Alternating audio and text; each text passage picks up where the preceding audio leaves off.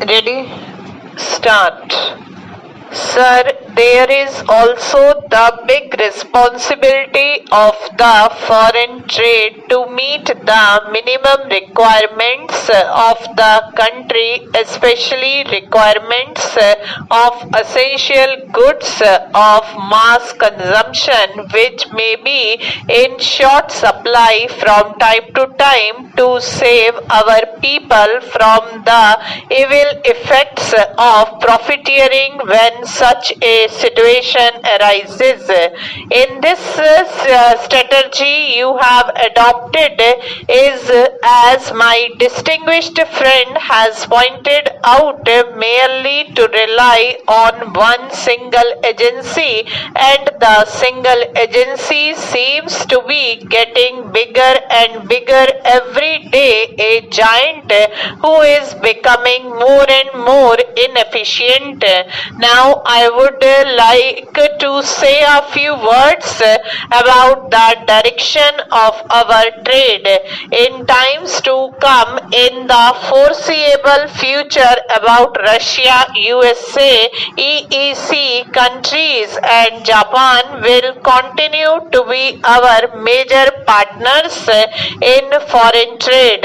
There is no doubt in my mind, but surely we should aim at our neighboring countries. I would in this connection draw the attention of the Commerce Minister to the fact that our trade with every single neighboring country in South Asia has declined.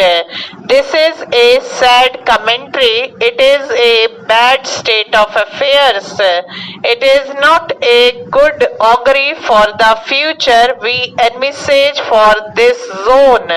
I would like the Commerce Minister to plan steadily in a manner so that we do not compete against Bangladesh or any of our immediate neighboring countries such as Sri Lanka. Together we should develop a strategy of going along with them. We should build up such capacities so that there is more exchange of goods between our country and our neighboring countries. Export subsidy has been mentioned. I find that in a few years' time, from a paltry sum of rupees 35 crores, the subsidy has come to over 600 crores. How long shall our foreign trade need this crunch? This is a question which has to be put seriously and answered seriously. Any type of trade which cannot stand on its own without subsidy even for 5 years or 10 years should be taken off the list. It should not be in our export list at all. It should be discarded. There are fresh pastures which we can explore. The export quota, I hope the minister knows, is transferable, and it is being transferred from one party to the other. We have had the exports zones of Kandla and Santa Cruz. After 30 years, their total export turnover is of the order of rupees 150 to rupees 200 crores. I think this is a grace.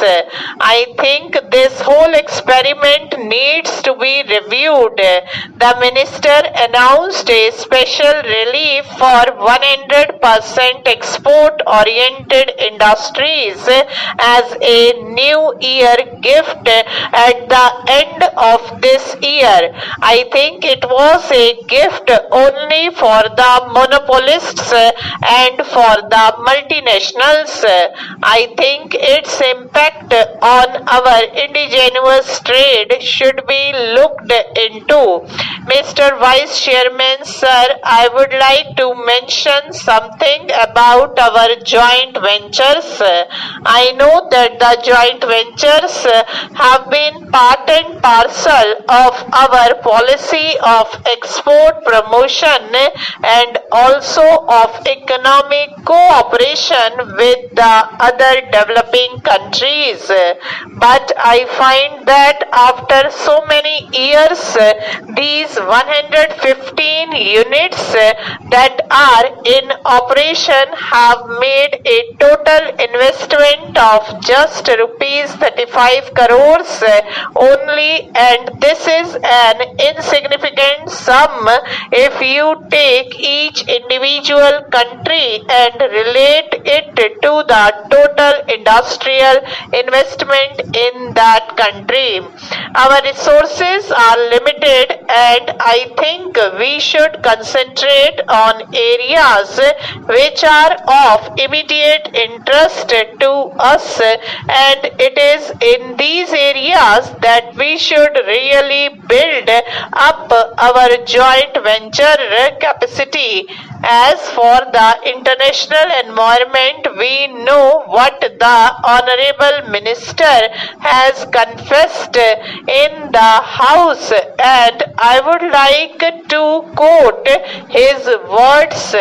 He has said that the new international economic order and the North-South dialogue have failed. I think the new international economic order was perhaps a stillborn child.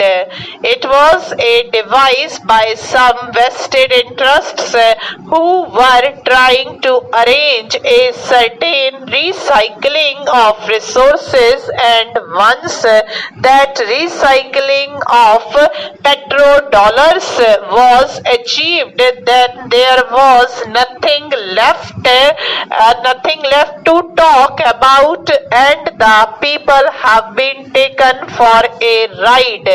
The UN has failed to evolve a strategy for development in this decade. The technical cooperation among the developing countries has failed to take off. The UNCTAD and the ESCAP are today the responsibility of Ministry of Commerce, and they have given birth to a plethora of committees and subcommittees and working groups and expert committees and what not.